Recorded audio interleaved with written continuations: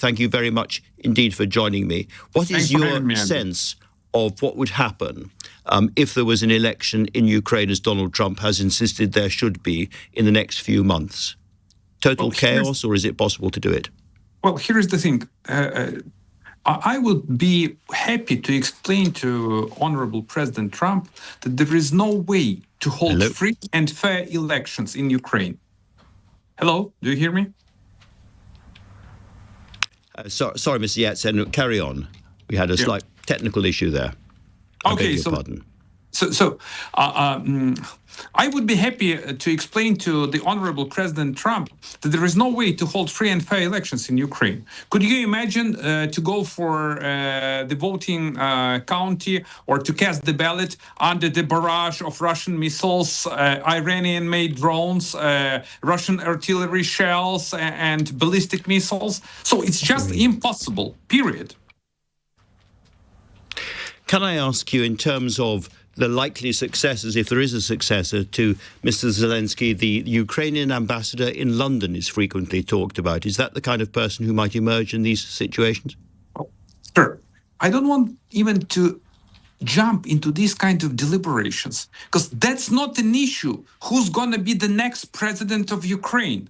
The most existential issue for the Ukrainian people is how to save the Ukrainian state, and how to save the Ukrainian nation, and how to get just, fair, and durable peace, and how to maintain stability in Ukraine, and how to get an ironclad guarantee, security guarantees for Ukraine, as Russia definitely will rearm and then relaunch its offensive against Ukraine. That's no doubt.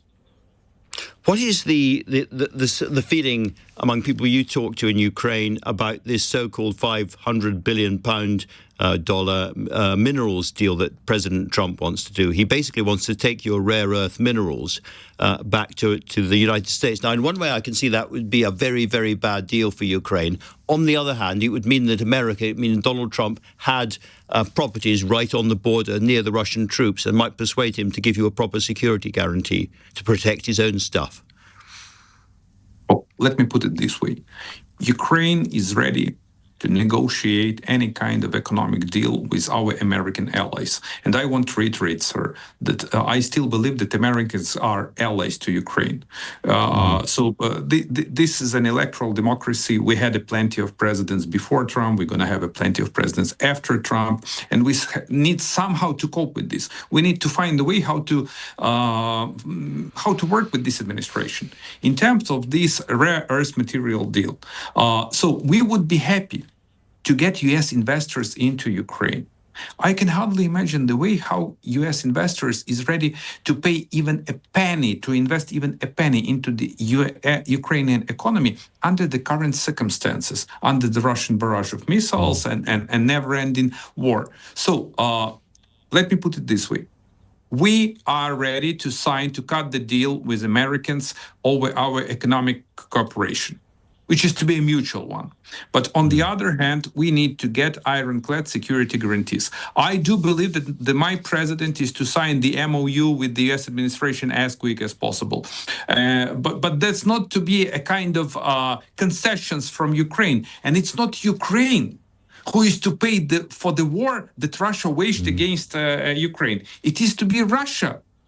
And that's the reason why I believe both Americans and the European Union, they have not only just to seize the Russian sovereign assets, but to liquidate and confiscate these assets.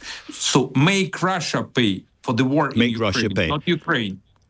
It's fairly clear what the biggest danger for Ukraine is at the moment, which is the destabilizing effects, if I can put it that way, of what Donald Trump has been saying about President Zelenskyy, that he's a dictator and the rest of it. And the idea of you guys are going to have to keep fighting, keep your morale up at a time when the Americans, who were your great allies, seem intent on undermining Ukrainian morale and undermining Ukrainian solidarity. How do you cope with that situation? Just grit your teeth and keep going? You know, sir, the optics is bad and it smells not really good. But we have to put aside our emotions. And your prime minister is heading to DC. And he's smart enough not to criticize Trump. He wants to cooperate with this administration because he understands that's the reality we are living in. And let me remind you, sir, that Russia invaded Ukraine not 3 years ago. It's been 11 years as Russia illegally annexed Crimea and sent its military to the eastern part of Ukraine. And we survived. So the morale is different. But the thing is that, I am inspired the way how Ukrainian people are well united, strongly united right now. So it's a democracy. There is certain people who like the president. There is another part of Ukrainians, another source of Ukrainians that dislike him. But the thing is that all Ukrainians, they are fighting for their freedom and for our country. We love our country. And in these dramatic times, we are still united, and we still maintain to have a very high morale. That's very, very good to hear, Mr. Yatsenyuk. Thank you very much indeed for talking to LBC.